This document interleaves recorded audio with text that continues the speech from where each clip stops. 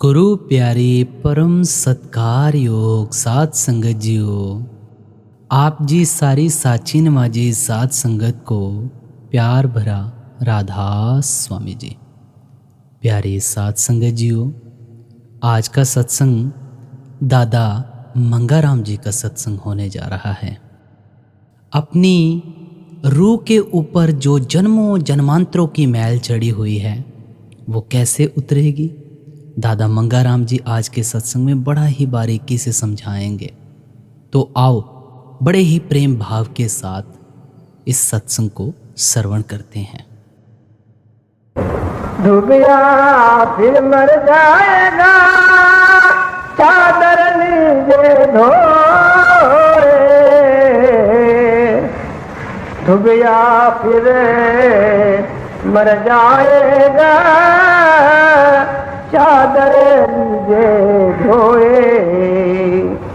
यह महात्मा पलटू साहब की एक अति सुंदर कुंडली है। संतों के वाणी में सतगुरु को, महात्मा को धोबी कहकर के बयान किया गया। धुबिया भी कहते हैं, धोबी भी कहते हैं। कबीर साहब एक जगह लिखते हैं, सत गुरु धोबी शिष्य कापड़ा, साबुन सृजन हार, सुरत शिला पर धोइए, निकसे जोत अपार। कहते हैं सतगुरु धोबी है और शिष्य कपड़ा है। कपड़े और धोबी का एक अटूट संबंध होता है और धोबी का सारी जिंदगी एक ही काम होता है और वह है कपड़े को साफ करना। समर्थ धोबी उसको कहते हैं जो कपड़े के मैल से घबराता नहीं, अपने काम में बखूबी जानकारी रखता है, सोचता है एक बट्ठी नहीं तो दो बट्ठी साफ हो जाएगा। इसलिए कबीर साहब कहते हैं जो पूरे सदगुरु का शिष्य है उसका कपड़ा साफ होकर के रहेगा, क्योंकि सतगुरु समर्थ धोबी है। सतगुरु धोबी शिष्य कापड़, साबुन सृजन हार। उस धोबी के पास साबुन कौन सा है? शब्द। आए दिन हम सुनते हैं कि परमेश्वर की सृजनहार शक्ति को ही शब्द कहते हैं और कहते हैं वो शब्द के द्वारा उसको साफ करता है। सुरत शिला पर धोइए, कहते हैं वह दया करके सुरत शब्द का भेद सेवक को देता है और जब वह उनकी कमाई करता है तो मैल निकल जाती है, निक से रंग अपार, उसके अंदर से बेहिसाब चमक निकलती है। लेकिन संतों के वाणी के अलग अलग लहजे हैं। यहाँ पलटू साहब फरमा रहे हैं, धुबिया फिर मर जाएगा, लीजिए चादर धोए। यहाँ धुबिया इंसान को कहती है। ये संत परमार्थ के शाह होते हैं, शहंशाह होते हैं। समझाने के इनके अलग अलग तरीके होते हैं। कहते हैं ऐ धोबी, ऐ इंसान, तुमको अब चादर धोने का अवसर मिला है। आए दिन हम सुनते हैं वह दुर्लभ अवसर और मौका मनुष्य जन्म है।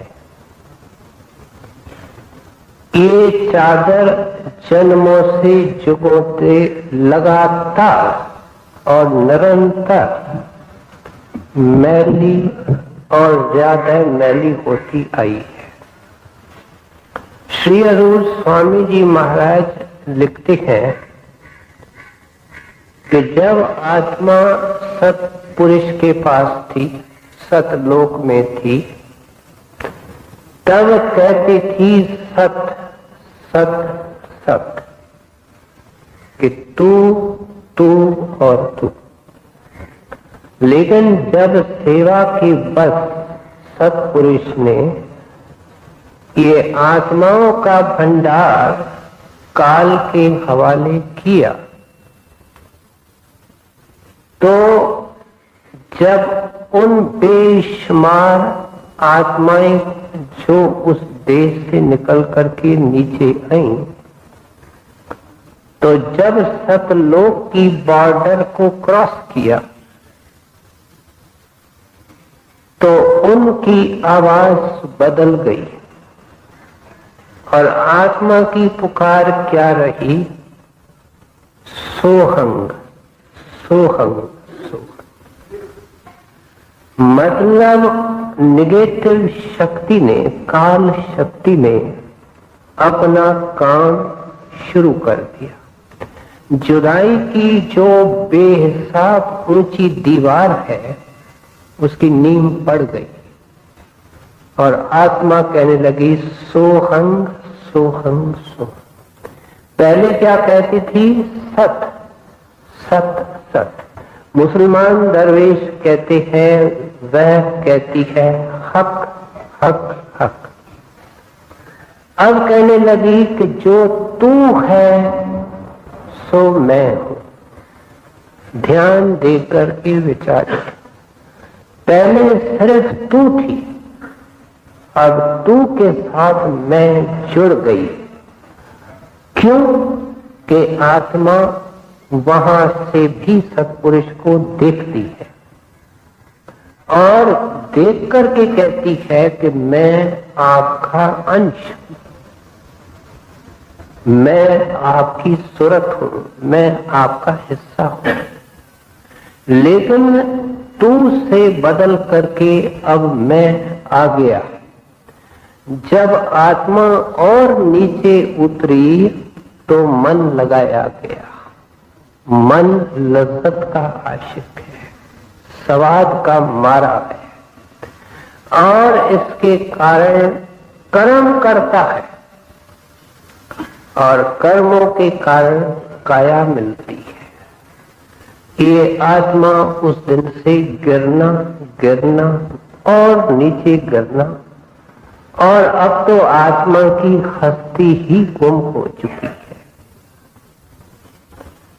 एक मिसाल दी जाती है कि अति सुंदर चमकीला लोहे की सोने की टुकड़ी हो, अगर कोई उसको लोहे की टुकड़ी के साथ ऐन जोड़ करके रख देगा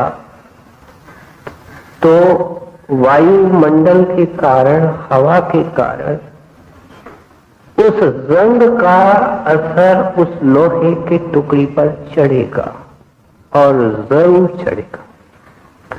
पहले हल्की सी काली परत नजर आएगी, फिर कोई ऐसा वक्त आएगा कि कोई पहचान ही नहीं सकेगा कि वहां क्या पड़ा है। हर एक कहेगा लोहे की टुकड़ी पड़ी, सोने की हस्ती गुम हो जाती। लेकिन जिसने सोने को लोहे के साथ रखा वह जानता है कि ये सोने का केवल रंग बदला है संगत के कारण, काले की संगत की है, इसलिए इसका रंग बदला है। और वो सत्पुरुष है और यहाँ संसार में सतगुरु है।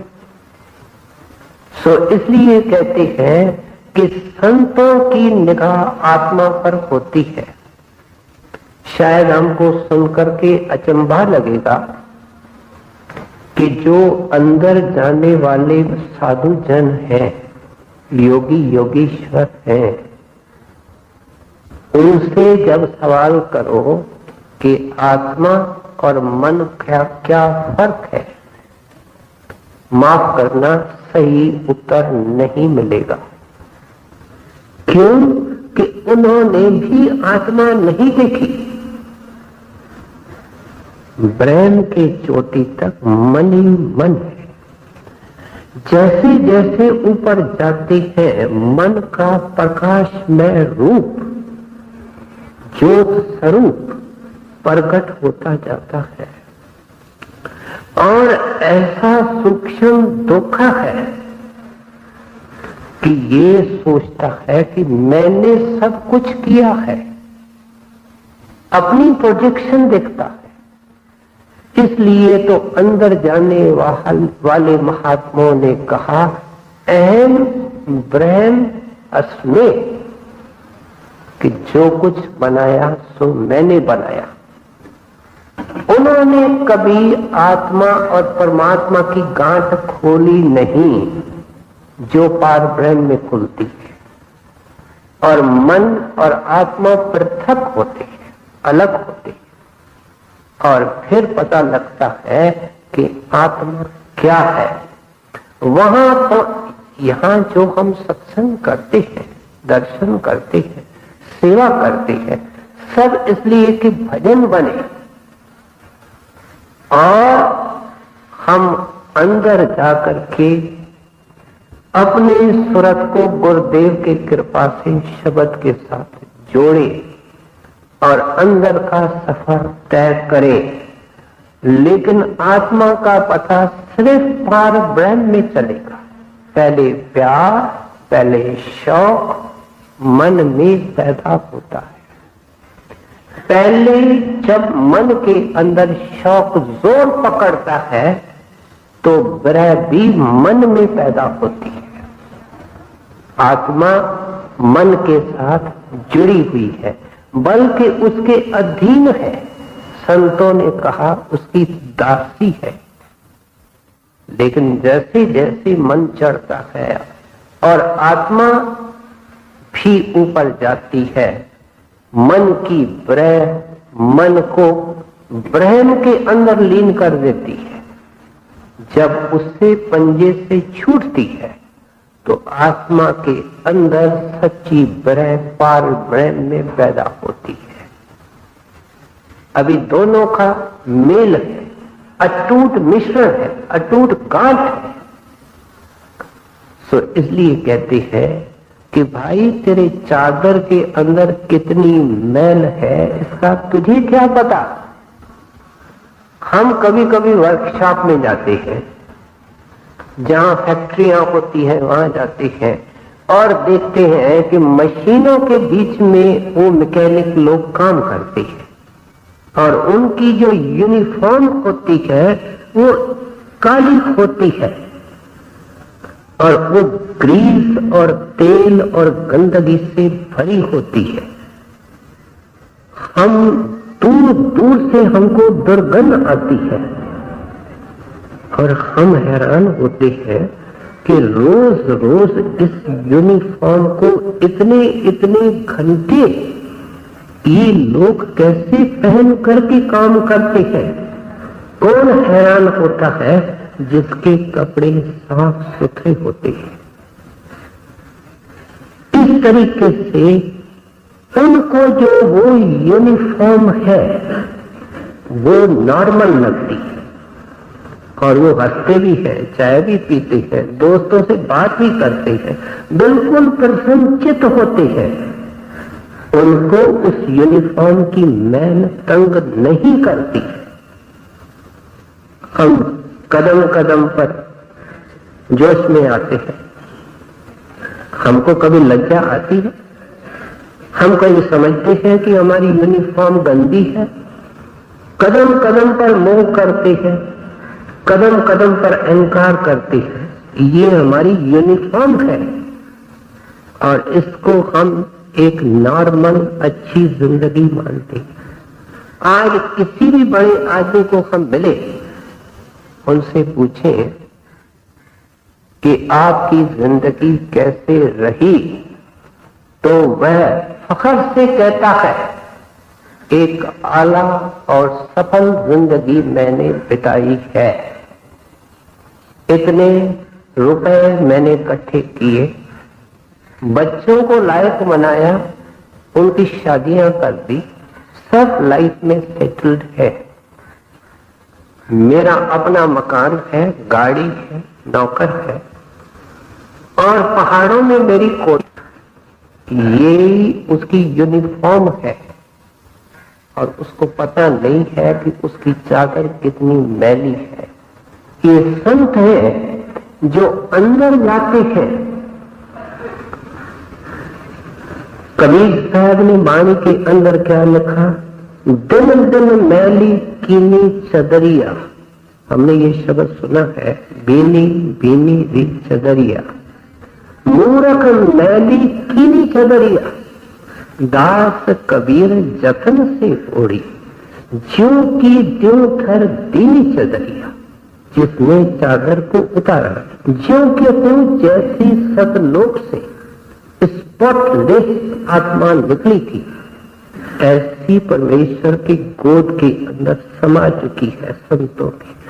उनको हमारी महल सताती है, अखड़ती है, और वो चाहते हैं कि इनके अंदर कितनी अपार ज्योत है, अपार सफेदी है, निर्मलता है, ये भी हम जैसे हो जाए। इसलिए तो पलटू साहब कहते हैं, डुबिया फिर मर जाओगे।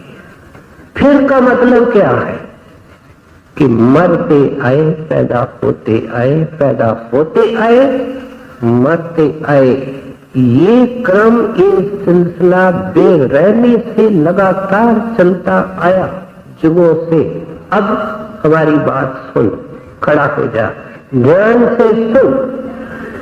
ये चादर कभी साफ नहीं हो सकती, ये सिर्फ मनुष्य चोले के अंदर साफ हो सकती है। इसलिए ये तेरे को एक मौका मिला है इस चादर को धोने का। पहले ऐसा संत बनना चाहती है कि तू है कौन, कितना इमैक्युलेट, कितना साफ, कितना स्पॉटलेस, कितना निर्मल। और इस वक्त तेरे ऊपर गंदगी के ढेर और पहाड़ है जिनके अंदर तू खचाखच दबा हुआ है। कैसे ये जन्मों की, युगों की पुरानी चादर तेरी साफ हो सकती है। संत महात्मा बीमारी पर उंगली नहीं रखते, उसको हम डॉक्टर भी नहीं कहते। जो केवल बीमारी बतावे और हमारे को शफायाब न करे, दवा न दे, परहेज न बतावे, और ये देखे कि ये चलने फिरने के लायक बनता है, उसको ही तो हम डॉक्टर कहते हैं। पलटू साहब सिस्टमैटिकली आगे चल करके समझाते हैं कि ये जन्मों जन्मों की चादर वो तेरी किस तरीके से साफ हो सकती। कौन सी चादर? मन की, आत्मा की। पहले मन साफ होता है, साथ साथ में आत्मा साफ होती है, फिर दोनों अलग होते हैं। मन निर्मल होकर के अपने भंडार में समाता है, सूरत की चादर साफ होकर के आत्मा अपने भंडार में समा जाती है। ये सब कैसे होगा, इसके लिए हम आपको आगे सुने। दुनिया फिर मर जाएगा, चादर लीजिए धोए। दुनिया फिर मर जाएगा, चादर लीजिए धोए। चादर लीजिए धोए, मैल है वापस माने। चल सतगुरु के घाट भरा जे निर्मल पानी।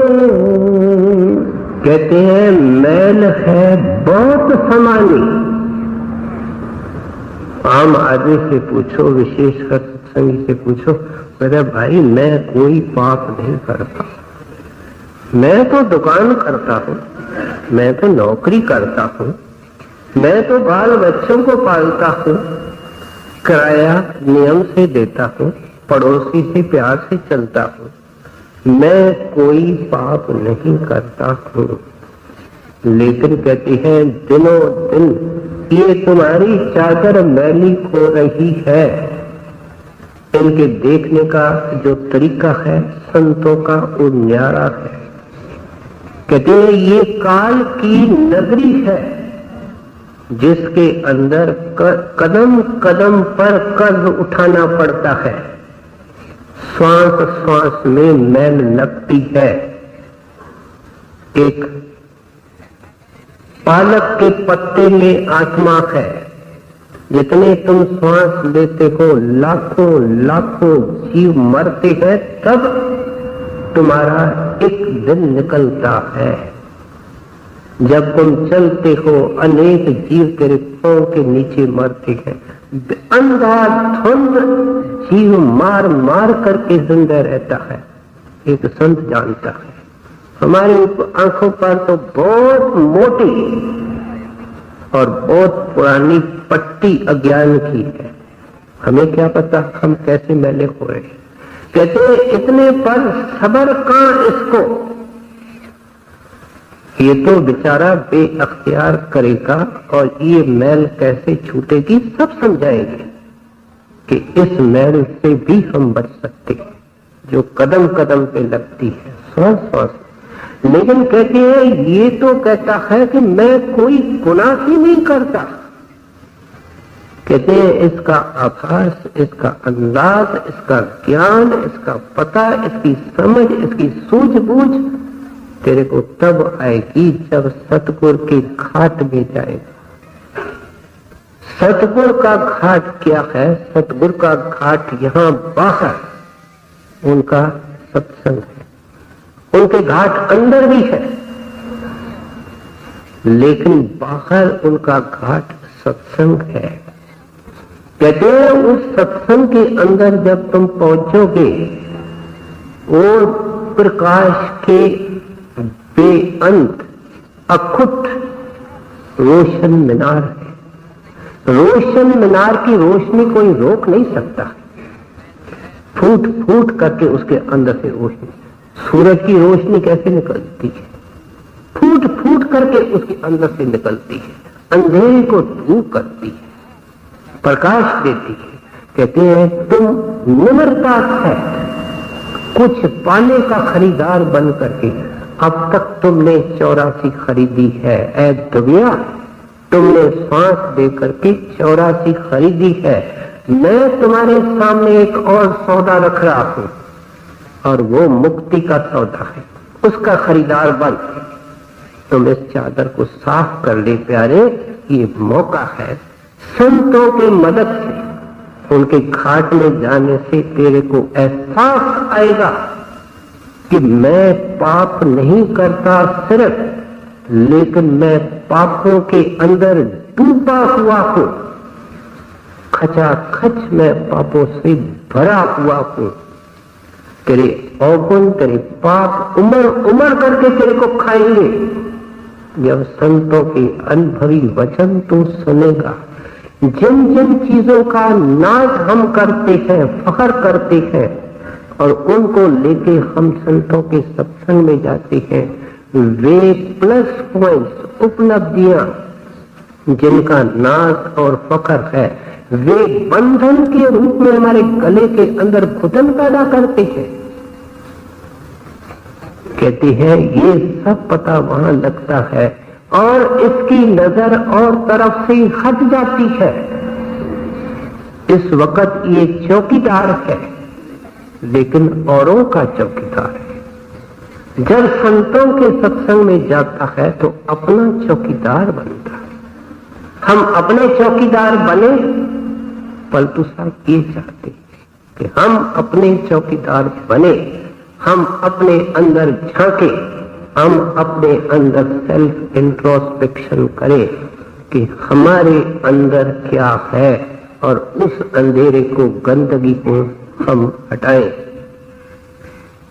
हसन बसरी की वार्ताएं कई सुनी है, लेकिन वो साधु, उसको कोई मिला, साधु जब मिलता है तब ज्ञान मिलता है, तब प्रेम का कुछ अनुभव होता है।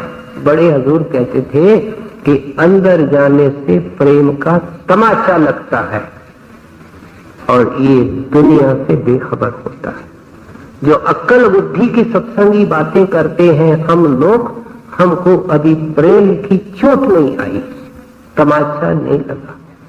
जिसको प्रेम का तमाचा लगता है वो खामोश रात दिन सिमरन करता है। सिमरन क्या है? अपनी चौकीदारी, अपने मैल को साफ करना, अपने घर को साफ करना, अपना घर गंदा, दूसरे के घर के अंदर जाकर के कहते हैं तेरा घर मैला है। आज हम सत्संगी की इतनी दुर्गति है, जैसे एक भैंस कहती है गाय को कि तेरा पूंछ काला है। भैंस को ये पता नहीं कि मेरी हालत क्या है। हम एक एक सत्संगी की ये हालत है। क्या कर रहे हो, कैसे कर रहे हो भाई, तुम कैसे हो? ये एक बहुत बड़ा प्रश्न चिन्ह है, क्वेश्चन है। संत कहते हैं तेरे सामने ये हमेशा सवाल होना चाहिए, तुम कैसे हो? इस तरीके से हसन बसरी किसी जगह बैठा था, दूर से देखता है कि एक काला आदमी किसी किसी प्रेमी को अच्छा लगता है। हम खूबसूरती के आशिक हैं, मकान साफ, वस्त्र साफ, आदमी भी अमीर खूबसूरत, उनके बाहर के, लेकिन अंदर जहर बड़ा होता है। एक काला आदमी एक औरत के साथ बैठा है, पास में बोतल रखी है, हंस रहे हैं, दिन है। हसन ने कहा भाई बेशर्मी की कोई हद होती है। एक औरत को लेके बैठा है, शराब की बोतल रखी है, पी रहे हैं और हंस रहे हैं। इतने में ये नदी के किसी किनारे बैठे थे तो तूफान आया और उस नदी के अंदर एक किश्ती उलट पड़ी। वह आदमी जिसको इसने ऐसा पतित समझा था वह उठा, पानी में कूदा, डूबने वाले आदमियों को बचाया, बाहर निकाला और हसन बसरी के पास आया। कहते हैं तुम अपने आप को एक नेक इंसान और जाहिद समझते हो, ये आदमी इतने डूब रहे थे, तुम तो अपनी जगह पर डटे रहे, पांव तक नहीं उठाया, उनकी चीखें भी सुनी, उनकी पुकार भी सुनी, किनारे तक नहीं आया और तू कहता है एक काला आदमी वहां बैठा है। कोई दोनों की बातचीत नहीं हुई थी। एक काला आदमी वहां बैठा है और एक औरत के साथ बैठा है और शराब पी रहा है। सुन हसन, वो औरत मेरी माता है और उस बोतल में पानी है और उसको प्यास लगी थी और मैं उसको पानी दे रहा था। और मेहरबानी करके इसके बाद और की चौकीदारी छोड़ दे, मेरे ऊपर दरवेश का हाथ है, उसने मुझे सिखाया है कि अपनी चौकीदारी से फायदा होगा। कहते हैं ये ज्ञान तुमको कहां मिलेगा? चल सतगुरु के घाट, भरा जहां निर्मल पानी। देखिए पानी महासुंदर है, इसका मतलब अनेक घाट है, उनके अंदर भी पानी है, उनके अंदर भी धोबी कपड़े धोने जाते हैं, लेकिन पानी निर्मल नहीं होता है। इसका मतलब क्या है? बेहिसाब साधु है, रास्ते के साधु है। देखो संत मत नमस्कार के अलावा, इज्जत के अलावा, आदर के अलावा और कुछ जानता नहीं। नुक्ता चीनी हमारा धर्म नहीं, लेकिन रुपए को रुपया कहना, अशरफी को अशरफी कहना, ये झूठ नहीं, ये बुराई नहीं। संत अपनी बात जरूर बताते हैं। एक जगह से ऐसा एक खोजी जा रहा था जिसको ऐसे निर्मल पानी के अंदर, उस घाट के अंदर धोबी धोने वाले की जरूरत थी। क्या सच्ची संत दरवेश की तलाश थी। और एक जगह से जब निकला, देखता है लोग पहाड़ी पर चढ़ रहे हैं, भीड़ लगी पड़ी है, खुद चढ़ गया। बड़े अदब से और शांति से वो लोग बैठे, देखता है सब के सब बीमार है, रोगी है। कई बार वाणी एक सवाल से शुरू होती है। ये जिज्ञासु एक सवाल करता है कि मैं अपने आत्मा को, मन को साफ करने के लिए कई साधुओं के पास गया हूँ, कई सत्संगों में गया हूँ, मेरी चादर साफ नहीं हुई। घाट घाट में खोजत हारी, दुबिया मिला न सुजान।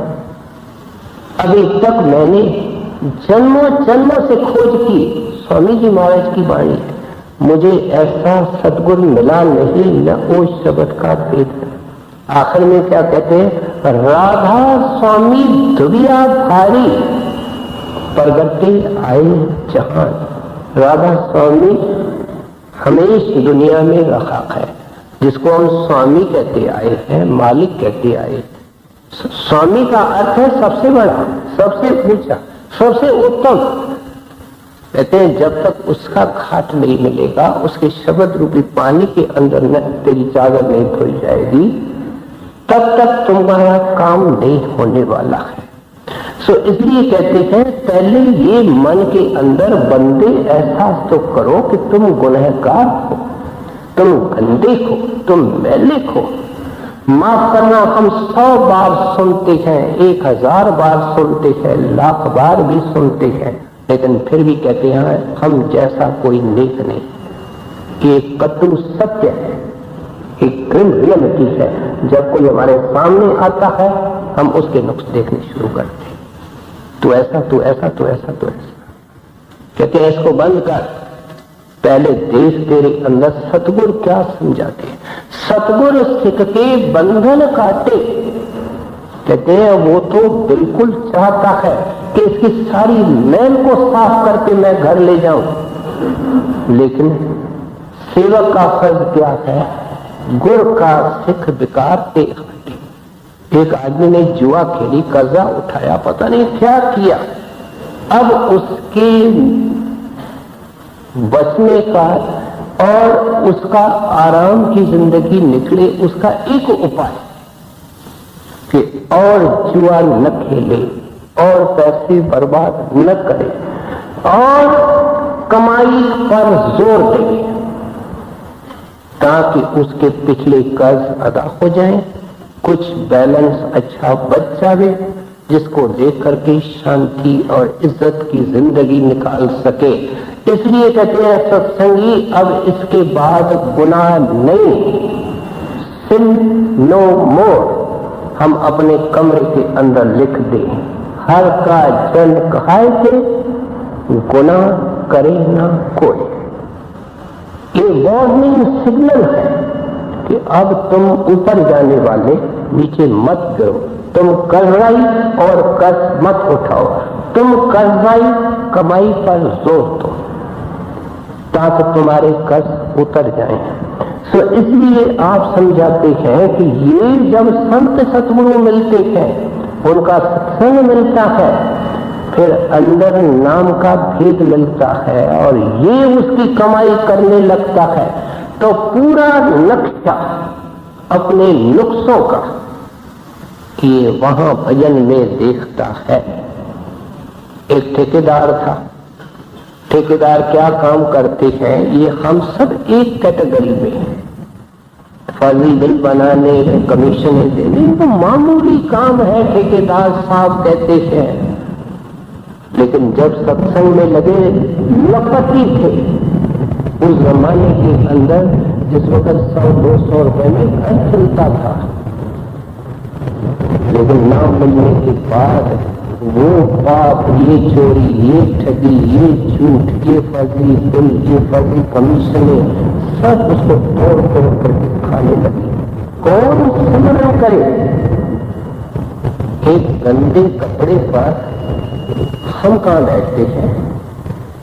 सतगुरु का ध्यान कैसे उस हृदय में आवे? सिमरन कैसे हो सकता है?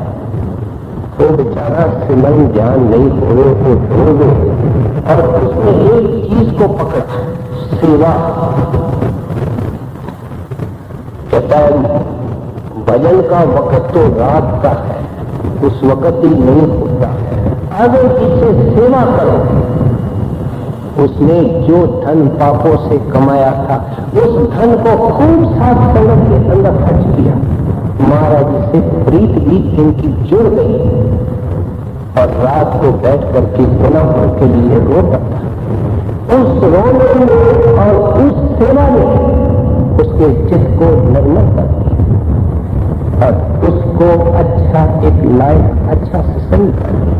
असल बस्ती को जब नाम मिला, मैंने ये बात जो नाम से पहले की थी, दरवेश नहीं मिला था, लेकिन ये ज्वेलर था, ज्वेलरी था। अंधाधुंध हम ठगी बेईमानी करते, जब नाम जपता था भजन नहीं होता था, गुना गुना तोड़ तोड़ करके डस करके खाते थे। इसने क्या किया कि एक डायरी लिखनी शुरू की जिसमें अपने पाप लिखा, अपने पाप। जब इसका भजन नहीं होता तो दीपक जलाता, दीपक जला करके उस डायरी को पढ़ता था, खूब रोता था। कभी तो इतना जोर से रोता था कि बेहोश हो जाता था। वो हसन एक दरवेश हो, औरों को उसने प्रकाश दिया, उसकी चादर साफ हो गई। फिर खुदा ने उसको और के चादर साफ करने का हुक्म दिया।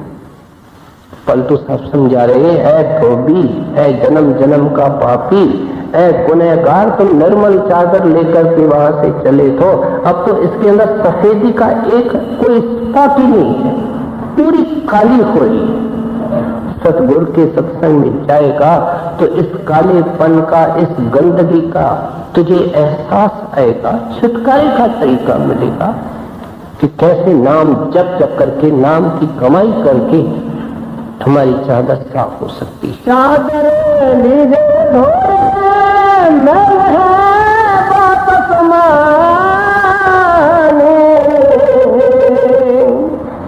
चल सतगुरु के घाट भरा जाए निर्मल पानी।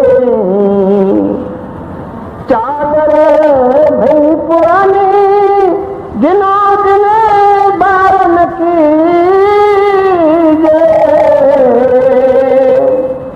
सत्संगत में सोने जान का साबुन दीजिए। कहते हैं प्यारे सत्संगी, चादर बड़ी पुरानी दिनों दिन बार न कीजिए। कहते हैं कोई भी कपड़ा है वो सदा चलता है, उसकी मियाद होती है, और फिर वो कपड़ा जो होता है वो खराब होने लगता है और ऐसी स्टेज में आ जाता है कि उसमें सुराख हो जाती है, सिलाई भी नहीं हो सकती और उसको फेंकना पड़ता है। कहते हैं भाई तेरे आंखों पर चश्मा लग गया, तेरे दांत टूट गए, अब तू खिचड़ी खाने लगा है, और तेरे बाल पहले कितने सुंदर और काले थे। कई लोग जो पढ़े लिखे होते हैं वो बच्चों के तस्वीरें रखते हैं, बचपन से उनका एल्बम बनाते हैं, और फिर उनकी शादी होती है, उनकी तस्वीरें निकलती हैं। कहते हैं उनको देख और अब अपनी हालत आईने में देख, दिनों दिन बार न कीजिए। चादर भई पुरानी, तेरे को पता नहीं लग रहा है क्या हो रहा है। एक एक घड़ी, एक एक मिनट, एक एक सेकंड तुमको अंतिम घड़ी की तरफ ले जा रहा है। बंदे तू इतना गाफिल है कि बूढ़ा होता है, इसका दिल उसके साथ और जवान होता जाता है। शाम हो गई, शाम के बाद रात होने वाली है। कोई रात को भी दुकान खुलते हैं, शाम होते ही दुकान को समेटने का ख्याल आता है। कहते हैं भाई अब तो शाम हो गई, जो तेरे शरीर के अंदर ताकत थी, तू छलांग मारता था, दौड़ता था, आज तू चलने को मजबूर है, तेरी टांगें टाइट हो रही है, तो कदम कदम पर औरों की मदद की इंतजार करता है। अब मैं तेरे को क्या समझाऊं, ये चादर टूटने वाली, जाने वाली, फटने वाली है। प्यारे तू इसकी असलियत क्यों नहीं समझता है? ये तो ऐसी अजीब चादर है कि जवान बैठा होता है और बच्चा चला जाता है, फिर बूढ़ा बैठा होता है, जवान चला जाता है, रोज का खेल है। हमारे घरों में होता है, पड़ोस में होता है। सो इसलिए कहते हैं भाई इसकी असलियत समझो, और जब तक ये चादर तेरे पास है इससे काम लेने की कोशिश करो। हजूर महाराज जी एक मिसाल दिया करते हैं कि ये चादर शरीर की, मन की और आत्मा की है। इस शरीर तो निर्जल है, जड़ है। हमारे को जो कांटा लगता है, आम आदमी ये समझता होगा ये शरीर महसूस नहीं करता है दर्द। अगर ये दर्द महसूस शरीर करता तो उसी कांटे को एक मृतक को लगाओ, उसको क्यों नहीं दर्द होता है? इसका मतलब शरीर तो दर्द महसूस नहीं करता। महसूस करने वाली शक्ति आत्मा है, सुरत है, जो रोम रोम के अंदर व्यापक है। जब बच्चा पैदा होता है तो तालू से उतर करके नाभि से टक्कर मारती है, सुरत की धाराएं नीचे रोम रोम को चेतन करती है। आंखों से देखता है, कानों से सुनता है, सारी दुनिया ही हरी भरी हो जाती है, चेतन हो जाती है, जड़। और चेतन सिर्फ सुरत है। इसलिए कहते हैं अब तो वो चादर हजारों हजारों कांटों पर बिखरी हुई है। डॉक्टरों को पता होगा शरीर में कितनी नाड़ियां हैं, लेकिन हजारों में जरूर है। कोई 80,000 कहता है, कोई कितना कहता है, होंगी, लेकिन हजारों में है। कहते हैं तेरी सूरत की चादर हजारों कांटों पर बिखरी हुई है। एक नाड़ी में कुछ दर्द होता है तो बेचैनी महसूस करता है। उन सब से निकालना, एक एक कांटे से निकालना। पैर सो जाए, प्यारे सोने हो गए, अब मिट्टी के सिमरन करते करते हाथ सो जाए, पांव सो जाए, घुटने सो जाए, ये सोने हो रहे हैं, सो नहीं रहे हैं, क्योंकि तू ऊपर जा रहा है, घर की तरफ जा रहा है। कहते ये जिंदगी में काम कर। जैसे मैंने कहा, पलटू साहब कहते हैं अपने को दुनिया से न्यारा रख। अब अपने काम को सामने रख, हर दम हर वक्त। सुबह को बिस्तरे से उठते, रात को सोते सिमरन करते करते अरदास करते सो जा कि आपका बच्चा हूं और आपका ही काम है सुबह को जाग देना और मेरे नाम की कमाई कराना, क्योंकि यही एक जिंदगी का मकसद है और आपने दया करके समझाया है। अगर मेरे समझ में होता तो पहले ही कुछ कर लेता। इस तरह की जो जिंदगी निकालता है, कहते हैं उसकी चादर धीरे धीरे साफ होती है और इन कांटों से अलग होती है। अगर चादर कांटों पर पड़ी है और हवा जोर से लगती है, घर वाला सजग होता है, कहता है भाई ये हवाई ऐसी है कि अब बरसात आने वाली है। ये ठंडी ठंडी हवा एक खास लगती है जो सूचक होती है, फोरकास्ट करती है कि वर्षा आने वाली है। हजूर महाराज क्या फरमाया कि ऐ सत्संगी, एक एक बीमारी आती है और चली जाती है, ये तुम्हारे को जाने का नोटिस है। तुम कभी इसको इस लाइट के अंदर नहीं देखते हो कि ये तो चलने का नोटिस तुमको मिल रहा है, मकान को खाली करने का नोटिस मिल रहा है, जमदूत की ठोकर लगने से तुमको बचना है तो भजन कर और चादर को जिंदगी के अंदर साफ कर। अकलमंद आदमी रसोई को छोड़ देगा। हजारों की चादर है, बड़ी कीमती है, एक एक को ध्यान से एक एक कांटे से उतारेगा। कहते खाना तो बाद में भी बन सकता है, वो तो घर में अंदर बनेगा, चादर तो बाहर पड़ी है, इतनी कीमती है। वो सारे काम छोड़ करके चादर को इकट्ठा करता है, उसके तय लगा करके आकर के घर में रखता है। फिर वर्षा भी गिरती है, आंधी भी आती है, लेकिन निश्चिंत होता है। ये भी आगे समझाते हैं।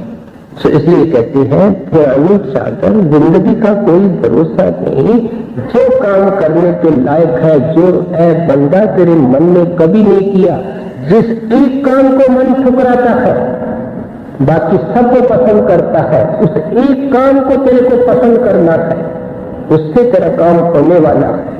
आगे सुनिए। चादर बड़ी पुराने जनाब ने बारती सत्संगत में सोने जान का साबुन दीजे छूटे कल मर्दादी नाम का कल्प लगा चलिए चादर भवजल आवे। हमने शुरू किया था कि चलते कर्म लगते हैं, खाते कर्म लगते हैं, सांस लेते कर्म लगते हैं। कहते हैं ये भी सिलसिला टूट जाएगा, चादर तो साफ होगी लेकिन उसमें मामूली दाग होंगे। मामूली दाग का मतलब ये झीले कर्म, और ये झीले कर्म कब जाते हैं? कहते हैं जब कोई साहिब मेहरबान होगा जो तेरे से सब करा रहा है, माफ करना, जो परमार्थ के अंदर हमारे पास है वो गुरु की एक भेंट है, प्रेजेंट है हमारा, उसमें कुछ भी यत्न भी नहीं है।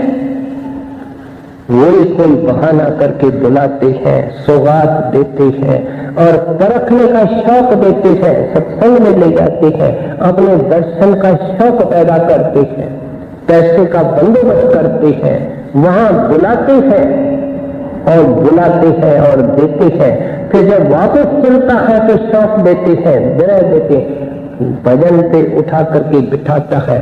सारे निगेटिव काम हमारे मन करता है, लेकिन ये जो पॉजिटिव काम है ये गुरु की बख्शिश, गुरु की देन, गुरु की रहमत।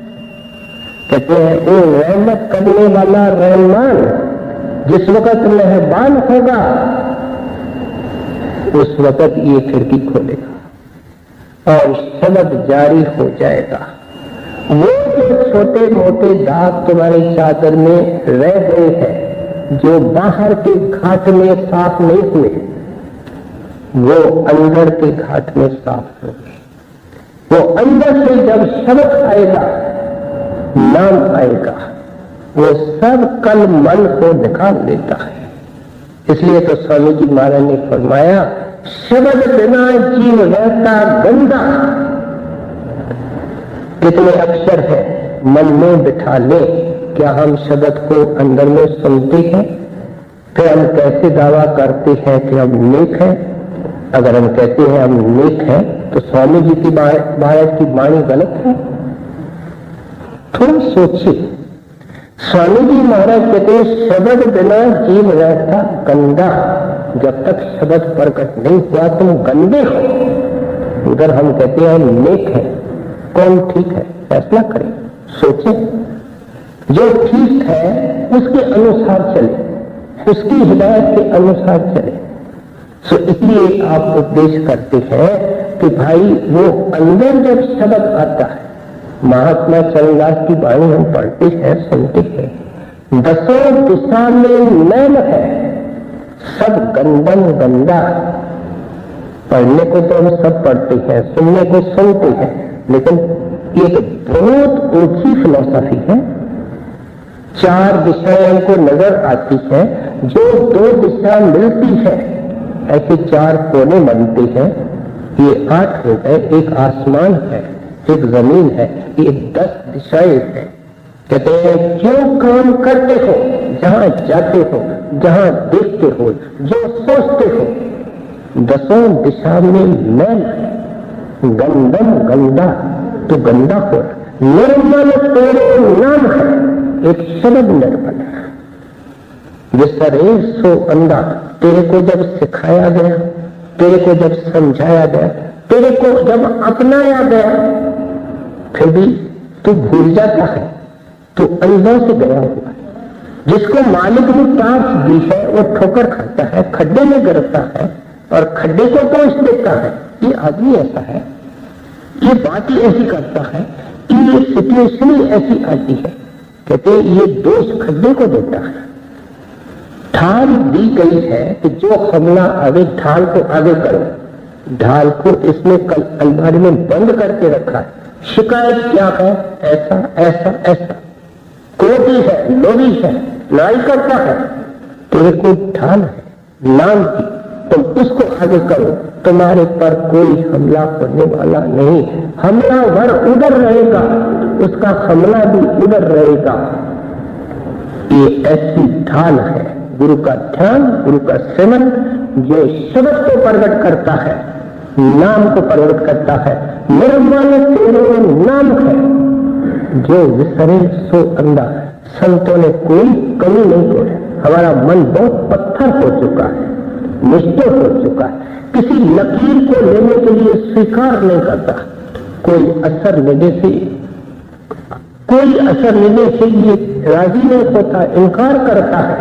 संत चाहते हैं कोई छींटा पड़ जाए, अग्नि अंदर जल रही है, उनके ऊपर कोई पानी का छींटा पड़े, कोई अमृत का छींटा पड़े, कुछ आग इसकी ठंडी हो जाए, ये ठंडा हो जाए, निर्मल हो जाए, साफ हो जाए। छोटे कल्प लगा नाम का कल्प लगा,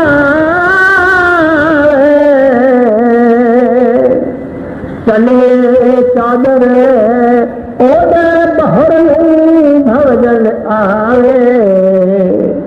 पलकू ऐसा कीजिए मन में लेना हो, दुनिया फिर मर जाएगा, चादर लीजिए धोए। कहते फिर ऐसी वो दया करेगा जिसको अंदर बुलाता है उसको वापस नहीं भेजता है। लेकिन कहते हैं अंदर में भी तो रास्ते हैं, अंदर में भी सूक्ष्म रुकावटें हैं।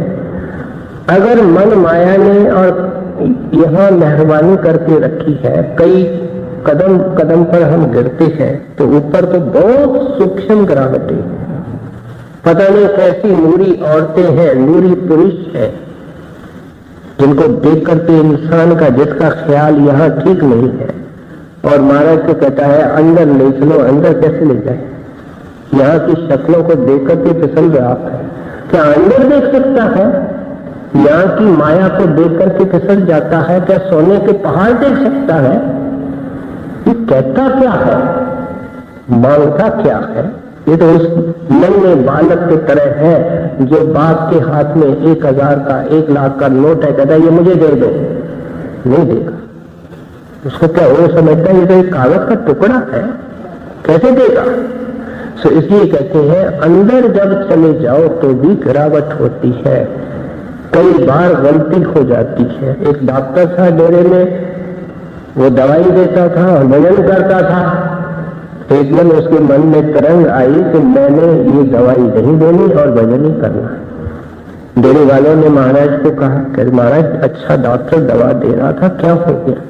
महाराज ने इशारे में उसको बुला करके समझाया कि जो तू सुबह को बैठता है वो भी गुरु की सेवा है और दवाई देना भी गुरु की सेवा है। नहीं महाराज मैं तो भजन करूंगा। अंदर से पढ़ना बंद और बैठा 5 मिनट मिल जाए, 3 दिन में आंखों में सूजन आ गई, रो रो करके कहता है महाराज मैं भजन मुझे अंदर का दो न दो, मुझे केवल सेवा की इजाजत दो। माया ने दोनों दे दी, सेवा भी दे दी, प्रेम भी दे दिया। कहते अंदर जाकर के भी इम्तिहान होते हैं। सब तरीके से पलटू साहब ने समझा दिया कि ऐ धोबी तेरी चादर कैसे साफ हो सकती है। पलटू ऐसा कीजिए मन में लेना हो, दुनिया फिर मर जा